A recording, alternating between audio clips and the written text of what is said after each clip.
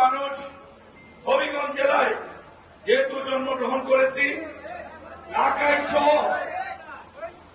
সব কয়টি উপজেলায়, সব কয়টি পৌরসভায় অত্যন্ত জাঁকজমকপূর্ণ ভাবে ভয়ভীতির ঊর্ধ্বে উঠে আমরা আমাদের ধর্মীয় অনুষ্ঠান, সনাতন ধর্মের সবচেয়ে বড় অনুষ্ঠান শারদীয় দুর্গা উৎসব আমরা উদযাপন করব ইনশাআল্লাহ। অতীতে মহিন্দ্রদা সহ এখানে যারা আছেন 4 বছর পর পর একই সময় উদযাপিত হয়। দেশনেত্রী বেগম খালেদা জিয়া বাংলাদেশের প্রধানমন্ত্রী ছিলেন, আর আমি আপনাদের ভাই হবিগঞ্জের পৌরসভার মেয়র ছিলাম। জিজ্ঞাসা করুন, ইফতার, সেহরি, তারাবি যেমন নির্বিঘ্ন নিরাপদে হয়েছে, আমাদের দুর্গা পূজা বিসর্জন থেকে শুরু করে দুর্গা পূজার প্রতিটি অনুষ্ঠান আমরা ঠিক টাইমলি আলোচনা করে ঠিক করে নিয়েছিলাম।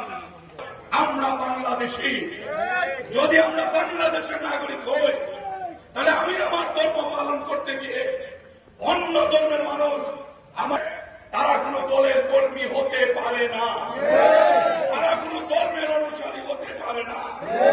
এরা বরাবরই দুষ্ট লোক, এরা দুষ্টামের সুযোগ নিয়ে এই সুন্দর পরিবেশ, সাম্প্রদায়িক সম্প্রীতির দেশ বাংলাদেশ আমরা গর্ববোধ করি।